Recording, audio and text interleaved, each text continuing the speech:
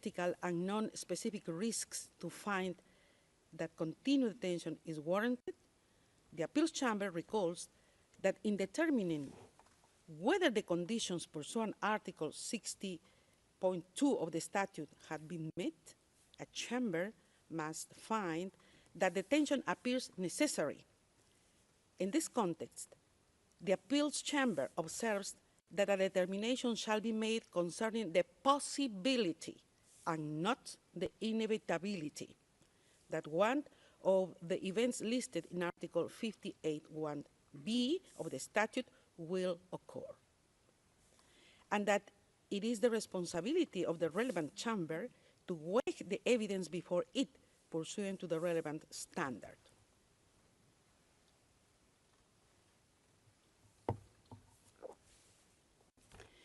The appeals chamber notes that in its assessment of risks under Article 58(1)(b) of the statute, the pretorial chamber relied on this legal standard.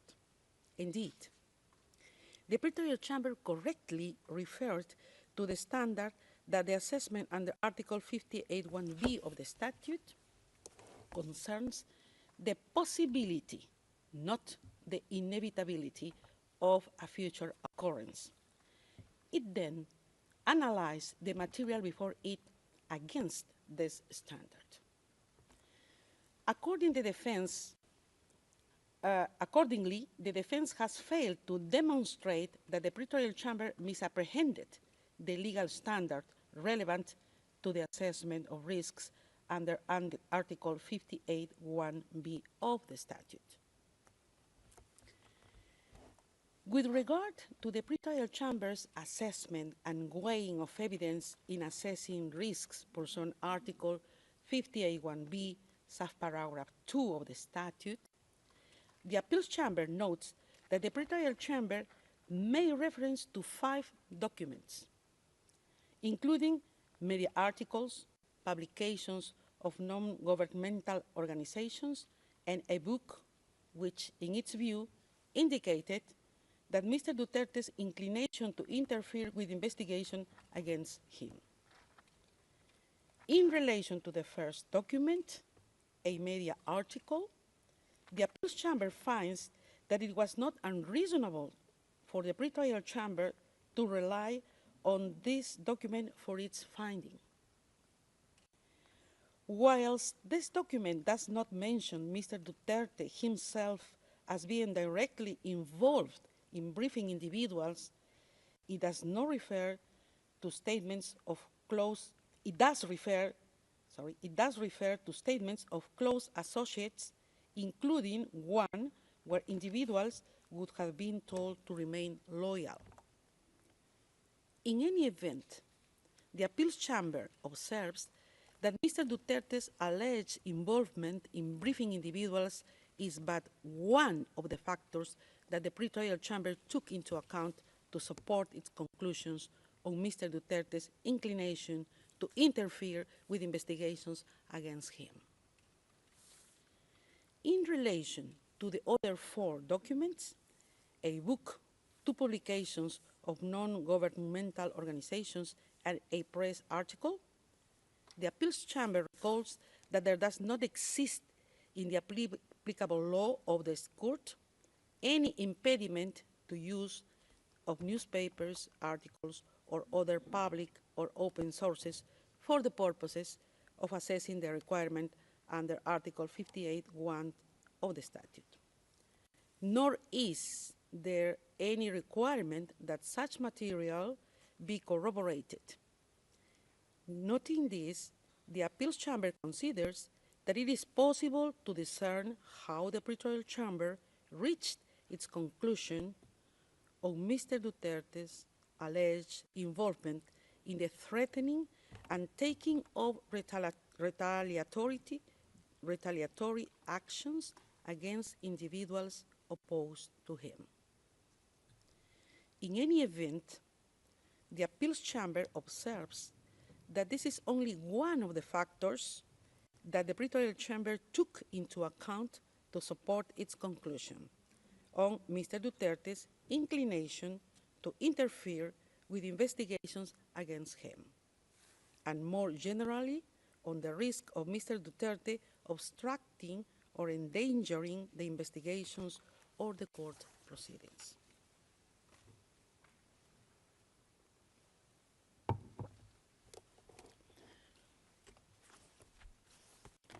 For these reasons, the Appeals Chamber considers that the defense has failed to demonstrate an error in the pretrial chamber's assessment and weighing of evidence before it in the context of its consideration of the risk under Article 58(1)(b), subparagraph 2 of the statute.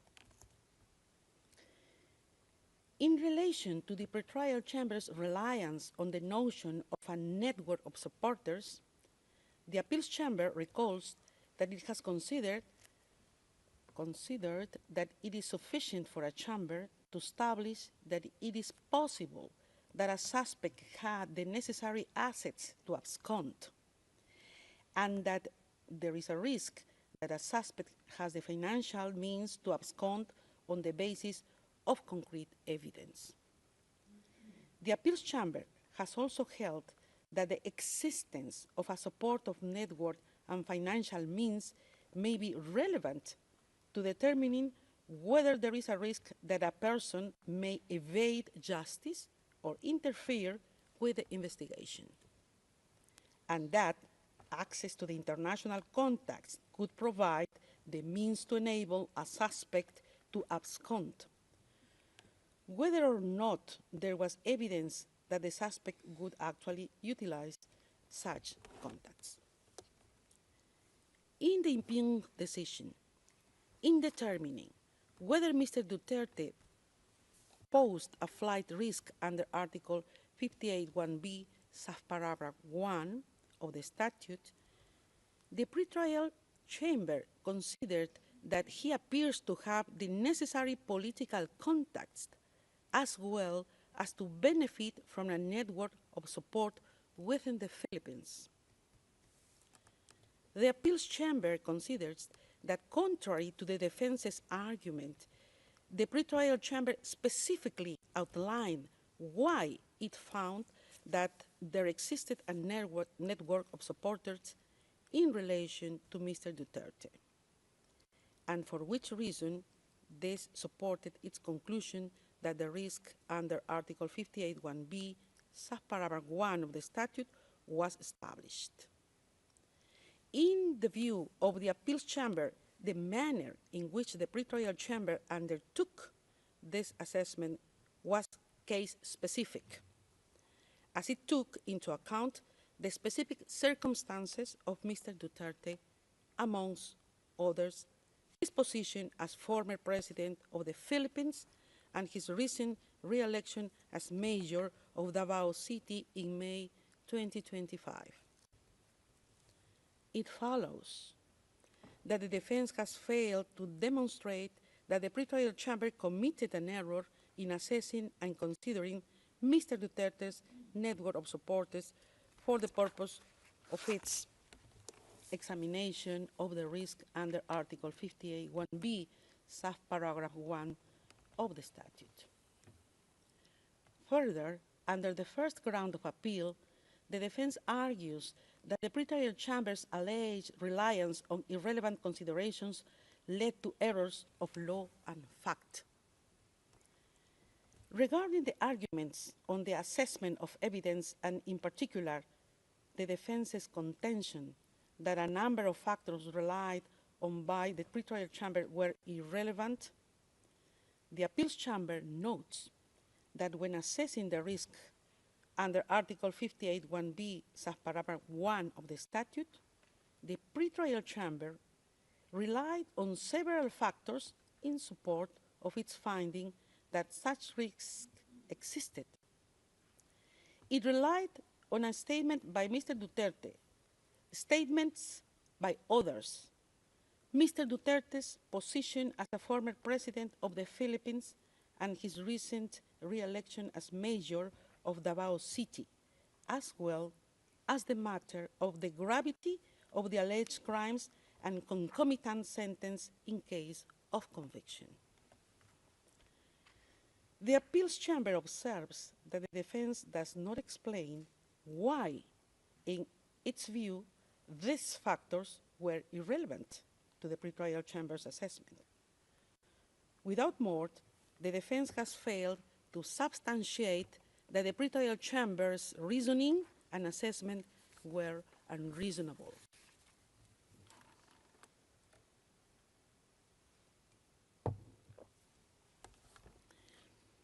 In the same vein, the defense fails to demonstrate that the pretrial chamber's reliance on Mr. Duterte's re-election as mayor of Davao City in its assessment of the risks under Article 58(1)(b), subparagraph 3 of the statute was unreasonable.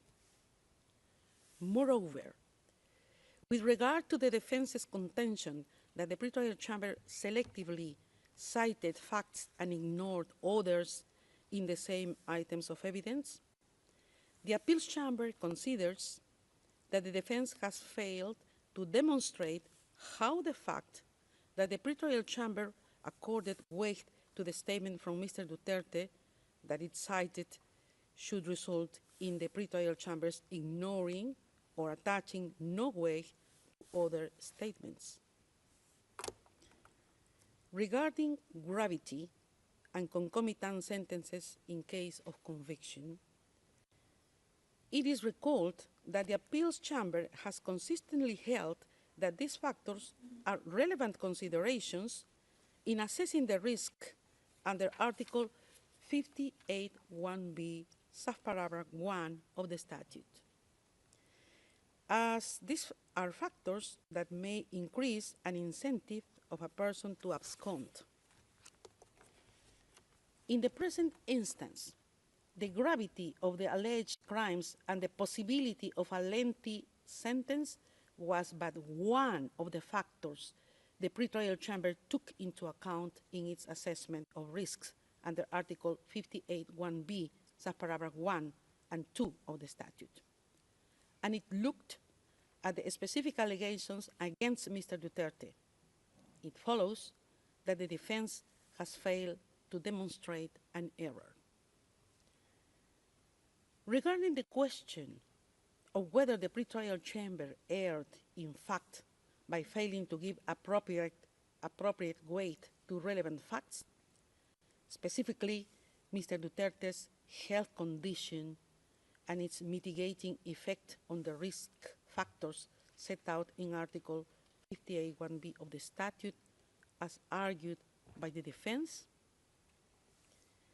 the appeals chamber recalls that there is no provision in the court's legal texts that specifically provides for the interim or conditional release of a detained person on health grounds.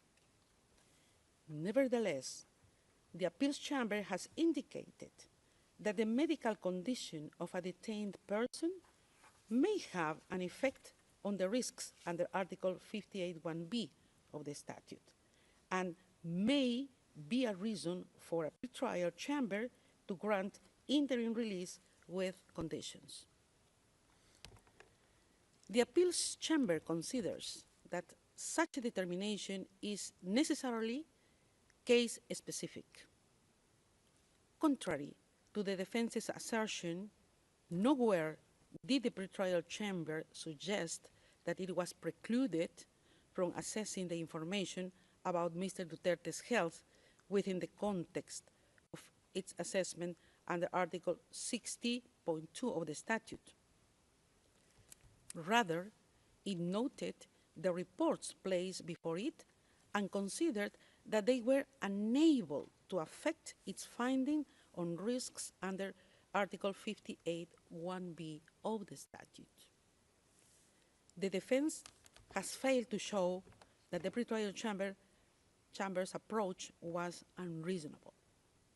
For these reasons, having rejected the defense's argument under this ground of appeal, the first ground of appeal is rejected.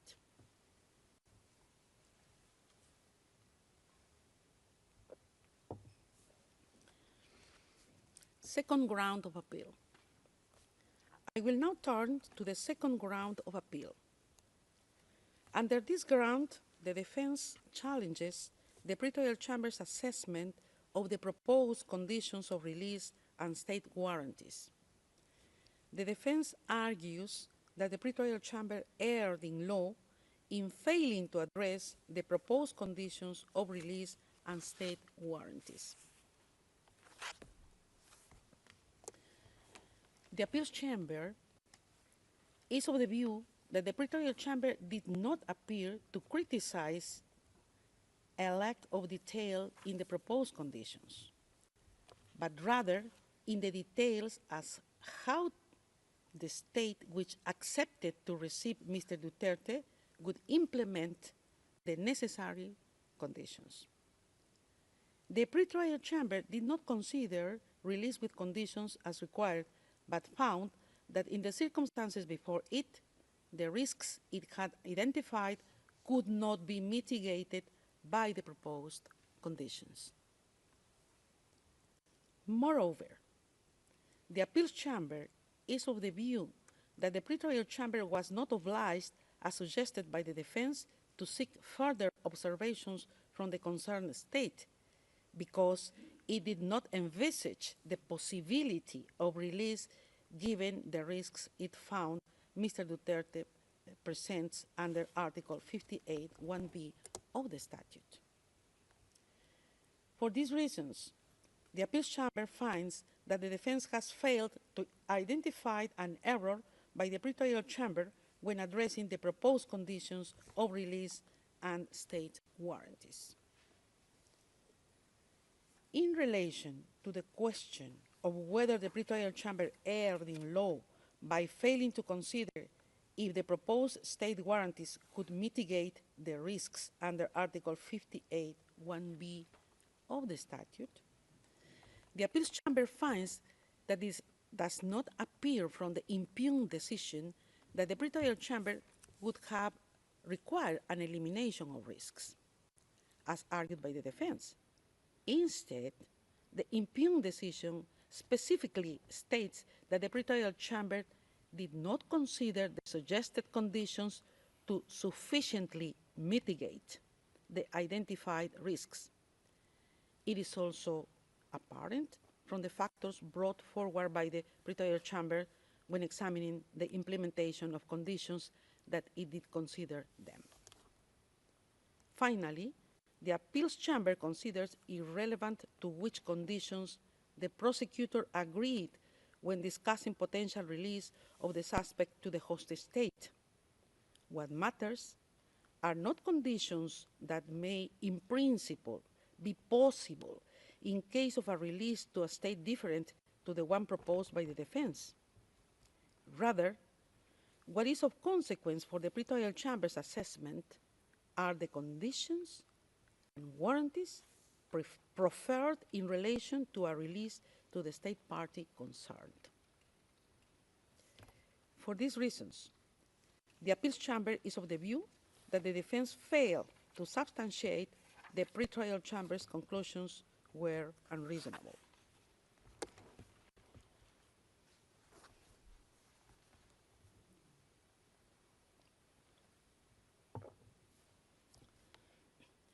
Regarding the defense's contention that the pretrial chamber erred in fact and law by taking into account irrelevant considerations in respect to the state warranties, the appeals chamber considers that the pretrial chamber's finding mainly related to the implementation and enforcement of the proposed conditions.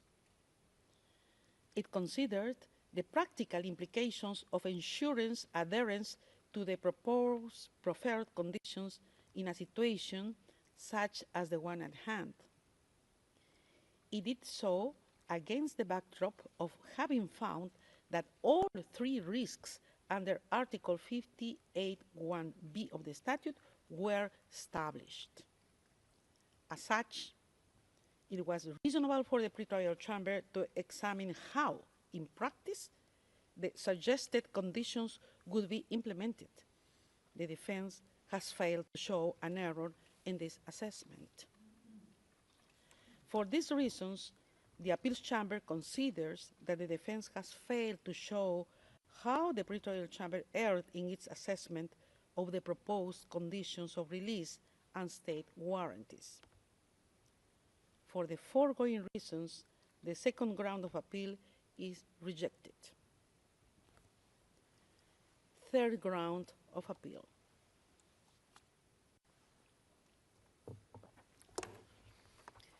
Regarding the third ground of appeal, within which the defense argues that the pretrial chamber erred in not considering humanitarian grounds either as independent consideration or mitigating factor in assessing interim release, the appeals chamber considers that the pretrial chamber did not refuse to address the question of interim release on humanitarian grounds.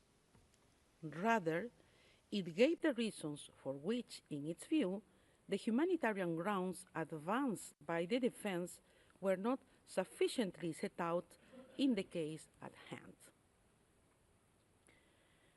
Further, the appeals chamber recalls that the medical condition of a detained person may be a reason for a chamber to grant interim release with conditions, and that the chamber enjoys discretion when deciding on conditional release. The appeals chamber considers that it is not apparent from the pretrial chamber's assessment that it was unreasonable. The pretrial chamber found the existence of risks under Article 58(1)(b) of the statute, which were not mitigated by Mr. Duterte's purported condition, and also could not be mitigated by any condition imposed upon release. The pretrial chamber then proceeded to analyze whether humanitarian grounds, as argued by the defense, could justify release on conditions. The appeals chamber thus considers that the pretrial chamber assessed the relevant information before it in light of the arguments made by the defense and reached its conclusion on this basis. It follows that the defense has failed to demonstrate that the pretrial chamber's assessment was unreasonable. Accordingly, the appeals chamber finds that the defense has failed to show that the pretrial chamber erred in its assessment. For these reasons, the third ground of appeal is rejected. Finally, the appeals chamber notes that the pretrial chamber reached its conclusions in relation to the risks enumerated in Article 58(1)(b) of the statute on the basis of a comprehensive assessment of the information before it. In the present case, having rejected the three grounds of appeal presented by the defense in the appeal brief, the appeals chambers unanimously confirms the impugned decision. This brings us to the end of the summary of the appeals chamber's judgment. The judgment will be notified to the parties and participants after the hearing. Translations of the summary will also be available in due course.